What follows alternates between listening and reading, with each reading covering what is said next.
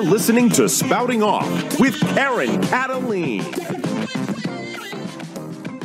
Well, welcome back. You are listening to Spouting Off here on WSMN.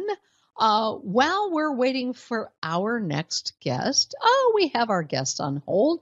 We're going to jump right in then. And we're going to talk a little bit of money. We're going to talk about money. Of course, we've heard that along with a gazillion of leftist agenda items that Joe Biden is being told to put in action, because I don't believe these are Joe Biden's ideas. I really don't. I don't. Do you? You'll have to call me off the air. You'll have to send me an email if you think Joe Biden is in control of the presidency right now. He doesn't even know him, of course. Anyway, we're going to welcome David Morgan, who's the chief editor of the Morgan Report and co-author of Second Chance, How to Make and Keep Big Money from the Coming Gold and Silver Shockwave. Welcome, David Morgan, to Spouting Off. You're with Karen Cataline. Well, Karen, thanks for having me. Well, it's great to have you. I haven't spoken to you before. I'm not on autopilot. It's always great to talk to you. No, I haven't talked to you before. But it's very interesting that when people are nervous, worried about their assets, about their liberty, or about the state of the country, the price of gold and silver almost always goes up. Have you found that? And then we'll get into whether gold and silver is too high to buy or if it's all relative. Found that, and then we'll get into whether gold and silver is too high to buy or if it's all relative. Very good. Well, the main idea is that all fiat fails. So every time there's been a paper-only money, there's been a 100% failure rate. And right now we are at the end of what I call great inflation. And that happened really from the time Nixon closed the gold window is how we refer to it. August 15th, 1971, Nixon said, I'm temporarily closing the gold window. These speculators are taking advantage of us, and I need to do it. The real truth is that the U.S. reneged on their contract that the dollar is as good as gold. And de Gaulle, Charles de Gaulle from France, had an economist named Ruff, and Mr. Ruff showed Mr. de Gaulle that the U.S. was printing a lot more dollars than there was gold to back it up. So one de Gaulle, Charles de Gaulle from France, had an economist named Ruff, and Mr. Ruff showed Mr. de Gaulle that the U.S. was printing a lot more dollars than there was gold to back it up.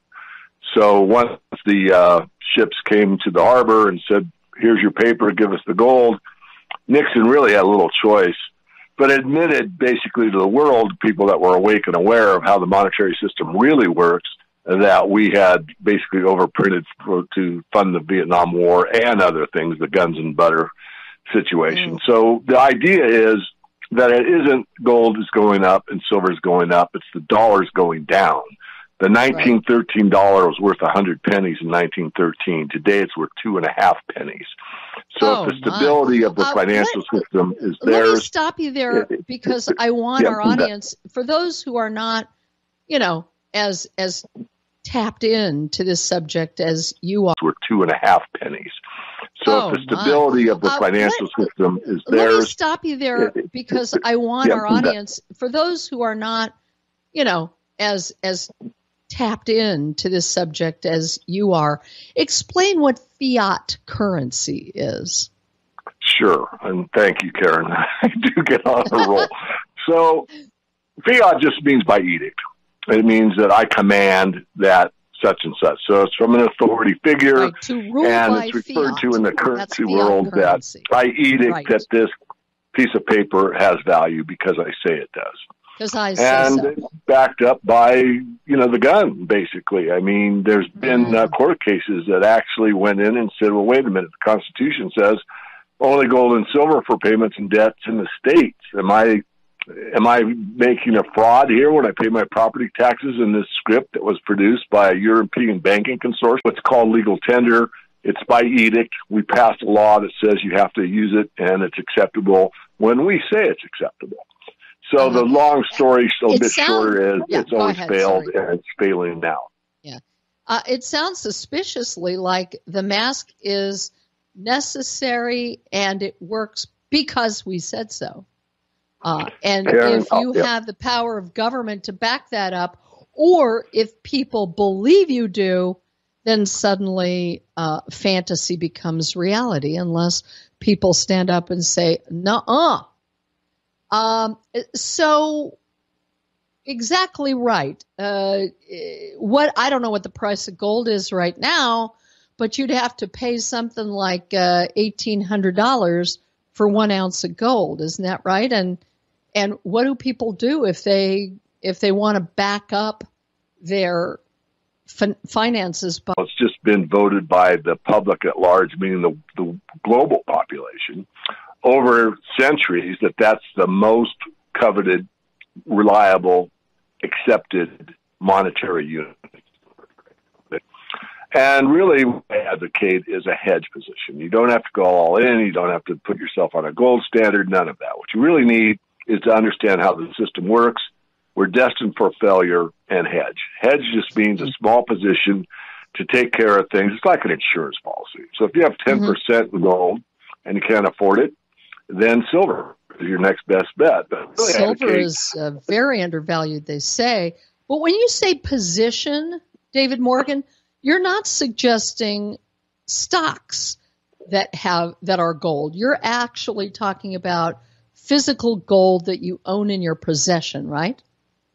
That's correct. It's really actually talking about physical gold that you own in your possession, right? That's correct. It's really somewhat arcane in a way, but it's really the most basic and most trusted money available. And it's something that I wrote about years and years ago called the 10 Rules of Silver Investing. And it's rule number 1. I'll read it to you, Karen, because I think it kind of sums up the essence of what I'm all about. Rule number 1, when all else fails, there is silver. No one likes to be a prophet of doom, but the simple truth is that silver is the world's money of last resort. Should a severe economic collapse occur, leaving paper assets worthless, silver will be the primary currency for purchase of goods and services. Gold will be a store of major wealth, leaving paper assets worthless. Silver will be the primary currency for purchase of goods and services. Gold will be a store of major wealth, but will be priced too high for day-to-day use. Thus, every investor should own some physical silver and store a portion of it where it's accessible in an emergency. Now, that's worst case. But, you have house insurance because the worst case is it burns, right? It's not that likely. Unfortunately, to repeat myself, it's pretty much destiny that we will have further currency collapse, and it doesn't mean the dollar goes to zero. This is where I've been at fault, Karen, because most people get the impression once they hear me that I mean it goes to absolutely nothing. There will be, and there is occurring, a reset before it reaches zero. It may be as low as it's going to go, but as I explained a moment ago, it's only worth 2.5 cents of what it was just. Will be, and there is occurring, a reset before it reaches zero. It may be as low as it's going to go, but as I explained a moment ago, it's only worth 2.5 cents of what it was just over 100 years ago. So we've had a 98% failure rate already. And you mentioned exactly where I was going to go. What are you, psychic or something? I was going to ask you about the so-called Great Reset, which seems to encompass not only finances, the Federal Reserve, which a lot of libertarians are extremely suspicious of, and for good reason, and a whole kind of socialist Marxist control of, I hate to say it because it sounds so sci-fi, but it's not, the world. So how does gold and silver figure in to this great reset that we are hearing about, and not in a good way? Well, it fits in for preservation of capital. In other words, to this great reset that we are hearing about, and not in a good way? Well, it fits in for preservation of capital. In other words, to store your wealth. It's something that is the most DeFi, decentralized finance. I mean, even with all the cryptos and all the rhetoric around them and the hype and everything else that's going into the Bitcoin and all the altcoins, the truth of the matter is that they are tracked and traced. They're not as anonymous as most people act as if they were. Whereas a gold coin or a silver coin, the old adage is, you need silver to eat, you need gold to pay the border guards to escape the country. Now, that might sound like a French mystery novel, but history has shown that to be the case. So it figures in, again, as a hedge. You need some, you don't need to go overboard. But those that don't have it, after this reset takes place, but history has shown that to be the case. So it figures in, again, as a hedge. You need some, you don't need to go overboard. But those that don't have it, after this reset takes place, everyone will be savvy to the fact that they wish they had. Well, and boy, it gave me two openings. Don't know which one to choose here. When do you, so I'll try to remember, I'll try to tell you both of them and you can remember. When do you expect, since you watch this stuff closer than we do, this so-called great reset to take place, especially with the hard left in control in Washington? They're on a speeding train, as far as I can tell. Trump was trying to slow it down, and through populism and so forth. Well, let's just do that one, and then I'll think of the other one. Looking at this and studying it for most of my life, and all commodity cycles average around 17 years. We're at, again, the final phases. We know, it's obvious with the World Economic Forum. They keep using the word resets. Klaus Schwab has written a book called The Great Reset. So it's right there. It's happening. It's happening now. It's just not finalized.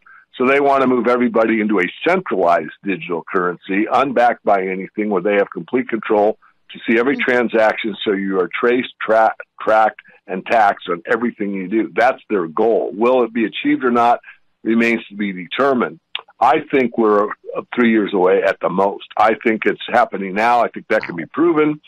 And I think that they'll have it all in place by, the Agenda 21, now Agenda 2030. I think by probably 2023, end of the year, that's probably going to be, most of it will be accomplished. They'll be tweaking and whatever. So I think it's imminent. It is, because it sounds pretty ugly and awful. We know they've tried to have a cashless society, and the Christians in our audience, I don't happen to be one, but I appreciate and understand where they're coming from. The Christians in our audience are well aware of a coming cashless society where we're monitored, and that seems to be part of it, monitoring our everyday lives and then creating vaccine passports so they can isolate and discriminate against anybody who dares to be disobedient. My God, I mean, George Orwell couldn't have thought this up. I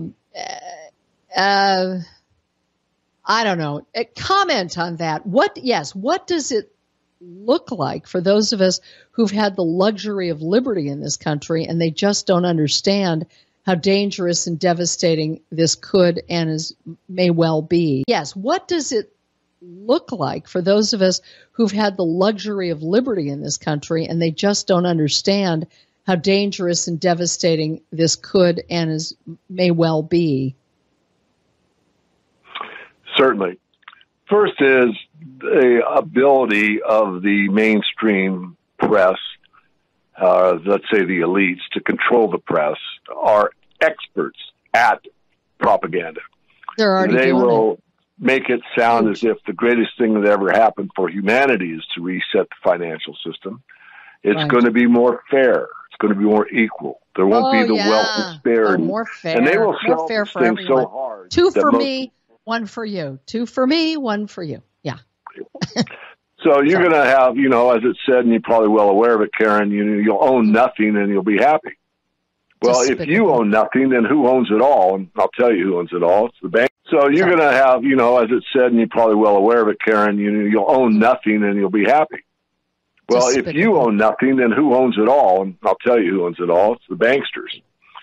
So this is this propaganda that a lot of people buy into. I mean, I don't want to digress too far, but you look at the mask mandate. Oh, go ahead. The fact of the mask thing is, if you understand how small the virus is, by putting up a chain link fence to keep the gnats away, it doesn't work. Yeah. But I digress. And it's not only that it doesn't work, it's a psyop. I've been ranting about it for a year. It's assesses to create submissiveness and to be suspicious of one another. And look at how addicted people are to these masks. The mask mandates in Texas have been lifted and people insist on wearing them. So that means the left has won on that issue alone. It is all conditioning is what it is. The mask mandates in Texas have been lifted and people insist on wearing them. So that means the left has won on that issue alone. It is all conditioning is what it is.